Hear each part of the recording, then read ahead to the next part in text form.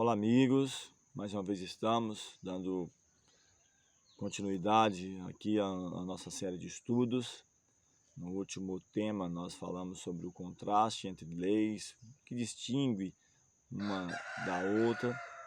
Muitas vezes há uma certa confusão, principalmente quando chegamos no Novo Testamento, ao entender um pouco da dinâmica do Antigo Testamento, o que é lei de Moisés, o que é lei moral ou cerimonial, ou outras leis, o que está em vigor, ou, como nós falamos no último estudo, quem sabe algumas que não foram abolidas, mas que foram, teve uma incorporada, uma nova visão, como explicamos, com respeito à Páscoa, com respeito à circuncisão, exemplos, algumas dessas aí. E hoje vamos falar um pouco sobre o tabernáculo e sua cerimônia, os seus serviços. Tabernáculo esse que foi ali colocado por Moisés, por orientação divina, onde de maneira didática Deus estava trabalhando com o povo, dando orientações, ensinando ali no deserto, na sua caminhada para a terra de Canaã. E posteriormente, já como idealizador Davi e mais executado por Salomão, o templo, onde então Deus se propunha que a sua casa fosse uma casa de oração para todos os povos, preparando o caminho, para dirigir todas as nações, Cristo Jesus, o Salvador de toda a humanidade. Quero convidá-lo neste momento a buscarmos o Senhor, dando graças a Ele por tudo que Ele tem feito a você, feito a mim até esse exato momento. Amorável Deus, bondoso Pai, te rendemos graças pelo teu cuidado e proteção, pela oportunidade nesse dia, em boas circunstâncias, podermos meditar em tua palavra. Dá-nos a iluminação do teu Santo Espírito. Te rogamos essas bênçãos e agradecemos em nome de Jesus. Amém. O primeiro versículo que eu quero ler está em Êxodo 25, verso 8, que diz assim: e me farão um santuário e habitarei no meio deles. Então Deus sempre teve a intenção de estar não só entre nós, mas em nós, habitando em nós. Quando Adão e Eva pecaram lá, Deus, no início, no Éden, Deus sai à procura. Onde estás? Adão havia se escondido, Deus sabia onde ele estava, mas Deus queria ouvir de Adão, inquirindo dele, e ele então estava fugindo de Deus, e tem sido assim desde então, o homem fugindo e Deus procurando resgatar, restaurar o homem nessa série de temas que estamos fazendo a respeito ao trato de Deus com a humanidade, não somente com Israel, mas com as nações, e chegando até nossos dias, nos demonstrará que mesmo os atos mais assim difíceis de entender, é uma revelação do amor de Deus. Algumas festas cerimoniais, eu vou passar rapidamente algumas delas aqui, não vou me aprofundar, quem sabe em um outro tema podemos falar de maneira mais detalhada cada uma delas, mas elas tinham objetivos específicos. Então eram festas anuais, você pode dar uma olhada melhor em Levítico 23, ali vai estar praticamente todas elas. As 4 primeiras tinham um ponto de destaque voltado para a vinda de Jesus, a primeira vinda de Jesus. E as 3 últimas falando da segunda vinda, o que nós aguardamos em nossos dias. Então eu vou citá-la aqui as primeiras. A festa da Páscoa, já falamos também, representava a libertação de Israel do cativeiro egípcio, mas também a libertação do pecado, isso efetuado em Cristo. Paulo até fala, Cristo, nossa Páscoa, foi sacrificado por nós. Os pães ázimos, Cristo é o pão da vida, ele mesmo fala. Até mesmo quando ele vai ministrar a Santa Ceia, esse é meu corpo, que é partido por vós. A festa das primícias, primeiros frutos, quando você colhia ali o seu cereal, o trigo, a aveia ou qualquer outro produto, sua uva. Então você tirava ali, trazia uma oferenda, uma oferta para o Senhor dos primeiros frutos.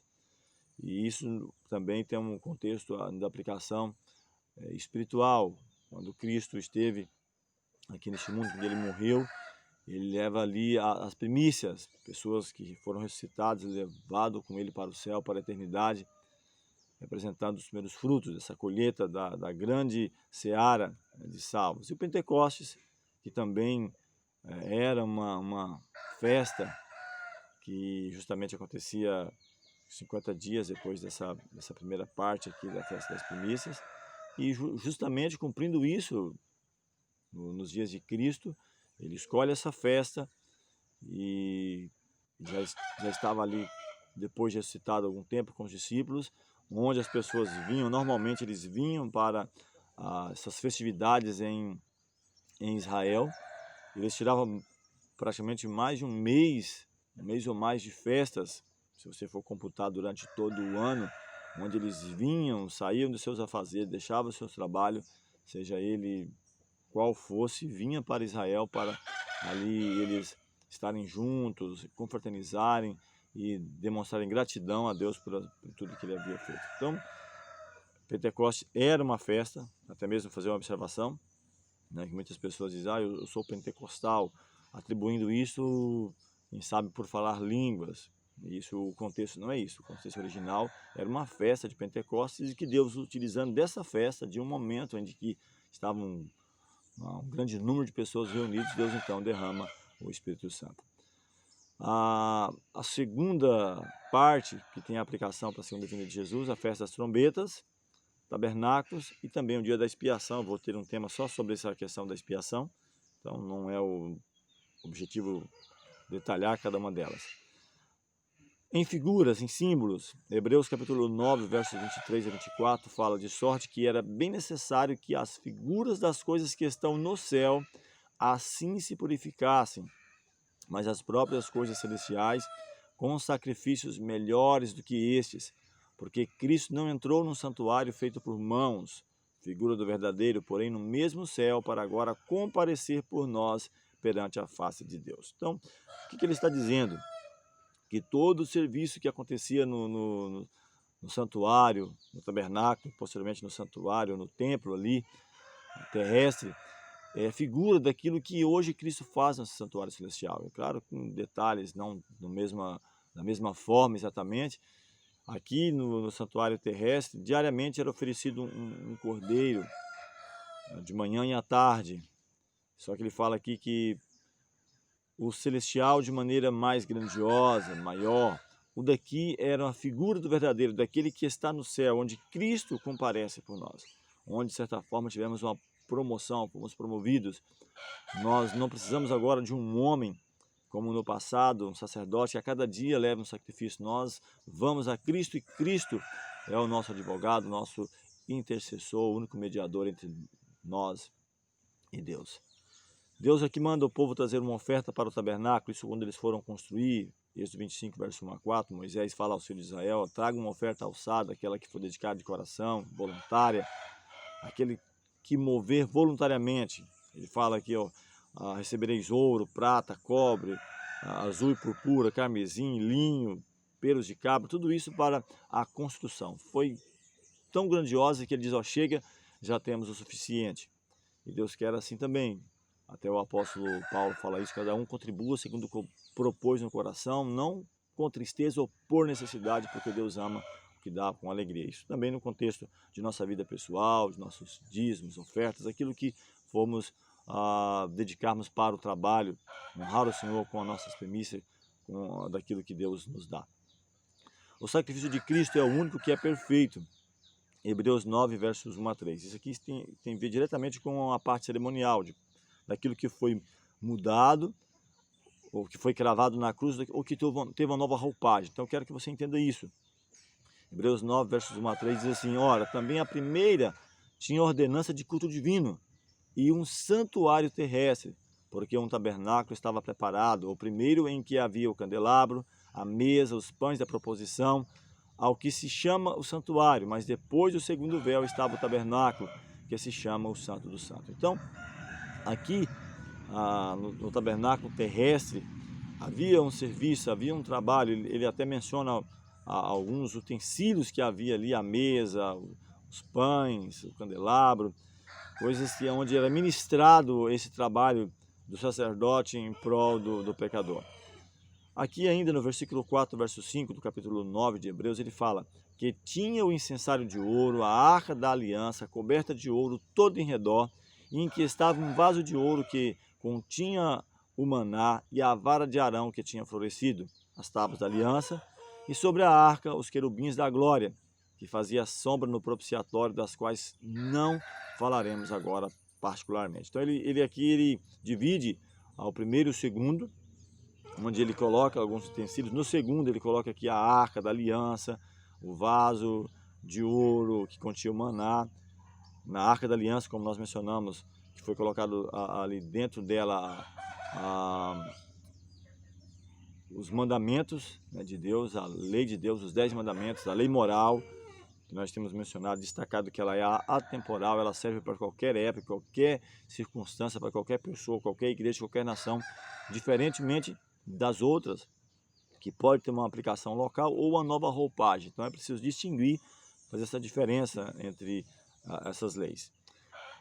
Ainda o capítulo 9, versos 6 a 8 diz: ora, estando estas coisas assim preparadas, a todo tempo entravam os sacerdotes no primeiro tabernáculo, cumprindo os serviços, mas no segundo só o sumo sacerdote uma vez no ano, não sem sangue, que oferecia por si mesmo e pelas culpas do povo, dando nisso a entender o Espírito Santo que tinha o caminho do santuário não estava ainda descoberto enquanto se conservava em pé o primeiro tabernáculo. Então olha só, no primeiro tabernáculo ou santuário, que eram ministrados isso em prol do homem, era figura daquilo que Cristo faz no santuário celestial por você e por mim hoje. A diferença é que nós não precisamos levar cordeiro a cada manhã e cada tarde, porque Cristo, o Cordeiro de Deus, foi sacrificado por nós. E eu posso ir diretamente a Cristo e Ele então vai ao Pai. Então é importante entendermos essa nova roupagem, essa diferença do Antigo para o Novo Testamento. Antigo Testamento, Antigo Pacto, não é os escritos do Gênesis a Malaquias, mas são as cerimônias, as festas que apontavam para Cristo. Eu falei parte delas, 4 para a primeira vinda de Jesus e as 3 últimas para a segunda vinda de Jesus, que está para os nossos dias. Depois falaremos, quem sabe, em outro tema, com mais detalhes sobre isso. Em Hebreus, ainda capítulo 8, verso 2, diz: ministro do santuário e do verdadeiro tabernáculo, o qual o Senhor fundou e não o homem. Então, Cristo é ministro nesse tabernáculo, ele ministra por você e por mim. Então, o que foi feito aqui na terra era uma cópia do verdadeiro, daquilo que está no céu. Farão um santuário e habitaria no meio deles. Capítulo 9, verso 11 ainda diz: mas vindo Cristo, o sumo sacerdote dos bens futuros, por um maior e mais perfeito tabernáculo, não feito por mãos, isto é, não desta criação, não por mãos humanas, mas celestiais, onde ele ministra por você e por mim hoje. Nós podemos levar até ele, ir até ele, sem nenhum embaraço. Tenho certeza de que ele vai nos ouvir. Ainda capítulo 9 de Hebreus, versículos 13 a 15, Novo Testamento, é um livro bem completo em relação ao ritual do santuário. Ele diz assim: porque se o sangue de touros e bodes e a cinza de uma novilha esparzida sobre os imundos os santifica, quanto mais quanto a purificação da carne, quanto mais o sangue de Cristo, que pelo Espírito Eterno se ofereceu a si mesmo imaculado a Deus, purificar nossas consciências, ou vai purificar nossas consciências das obras mortas para servir ao Deus vivo. Então ele fala, se o sangue de touros, que estava no primeiro testamento, o primeiro pacto, a primeira aliança, no sangue desses animais, poderia fazer isso, quanto mais o sangue de Cristo, que pelo Espírito Eterno foi oferecido por nós. Ele fala, por isso é mediador de um novo testamento, para que, intervindo a morte para a remissão das transgressões que havia debaixo do primeiro testamento, os chamados recebam a promessa da herança eterna. Então eu quero que em nome de Cristo você entenda, quando se fala de primeiro Antigo Testamento, não está falando dos escritos de Gênesis a Malaquias, nunca, que é ali o Pentateuco, os 5 primeiros livros, os livros chamados históricos, que vai ali, quem sabe, de Gênesis até Esther, depois os Salmos, ou os livros poéticos, que envolvem Salmos, Eclesiastes, Jó, ou os livros chamados profetas maiores e menores, nunca está falando desses livros, está falando das cerimônias, do ritual de matar cordeiro, dessas festas que apontavam para a primeira ou segunda vinda de Cristo, que algumas foram abolidas ou tiveram nova roupagem, com aplicação para os nossos dias. Então, Velho Testamento se refere a essas cerimônias, esses rituais, e o Novo Testamento no sangue de Cristo, do qual hoje celebramos a Santa Ceia, símbolo, como ele diz, do seu sangue e do seu corpo, que é derramado ou que é esmagado ou dado para a remissão dos nossos pecados. O santuário no céu.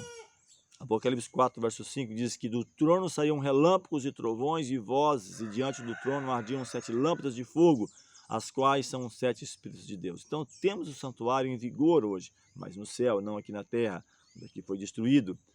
Apocalipse capítulo 8, versos 3 a 4 diz mais ainda: e veio outro anjo e pôs-se junto do altar, tendo um incensário de ouro, e foi-lhe dado muito incenso para o pôr com as orações de todos os santos sobre o altar de ouro que está diante do trono. E a fumaça do incenso subiu com as orações dos santos, desde a mão do anjo até diante de Deus. Então, olha só o que diz Apocalipse, o último livro da Bíblia, o Novo Testamento, ou da Nova Aliança, que ali foi dado muito incenso, que é para pôr com as orações dos santos, que sobe até Deus, as minhas, as suas orações, as orações dos santos. E santo não é aquele que é inculpável, mas aquele que é separado para o serviço, aqueles que guardam, diz o texto da Bíblia, Apocalipse, os santos, a perseverança dos santos, que guardam os mandamentos de Deus e têm a fé em Jesus. Então, se você quer ser santo, está aí o caminho, duas receitas: guardar os mandamentos de Deus e ter a fé em Jesus, ou a fé de Jesus. Então, ele menciona para nós isso, e diz que essa fumaça sobe com as orações dos santos. Então, não é mais aqui no santuário terrestre, de você estar queimando incenso ou algo nesse aspecto, ou ter alguém matando o cordeiro, mas é você ter livre acesso ao Pai por intermédio de Cristo, de levar a sua oração, a sua intercessão para Ele. E eu vou falar depois do juízo e suas 3 fases, em outro momento, onde aprofundamos mais essa temática do santuário celestial, quando estivermos trabalhando as profecias de Daniel. Aqui então é só uma ideia, um lampejo geral desse trabalho de maneira didática que Deus usa para nos salvar. Falando sobre a 7ª trombeta, Apocalipse capítulo 11, versos 15 e 17 diz que o 7º anjo tocou a sua trombeta e houve no céu grandes vozes que diziam: os reinos do mundo vieram ser do nosso Senhor e do seu Cristo, ou seja, de Deus e de Cristo. E ele reinará para todo sempre. E os 24 anciãos que estavam sentados em seus tronos diante de Deus prostraram-se sobre os seus rostos e adoraram a Deus, dizendo: graças te damos, Senhor Deus Todo-Poderoso, que és e que hás de vir, que tomaste o teu grande poder e reinaste. Então ele menciona essa glória para Deus. Ainda no versículo 18, verso 19 diz: iraram-se as nações, veio a tua ira e o tempo dos mortos para que sejam julgados, e o tempo de dares o galardão aos profetas, teus servos, e aos santos, e aos que temem o teu nome, a pequenos e a grandes, e o tempo de destruíres os que destroem a terra. E abriu-se no céu o templo de Deus, e a arca da sua aliança foi vista no seu templo.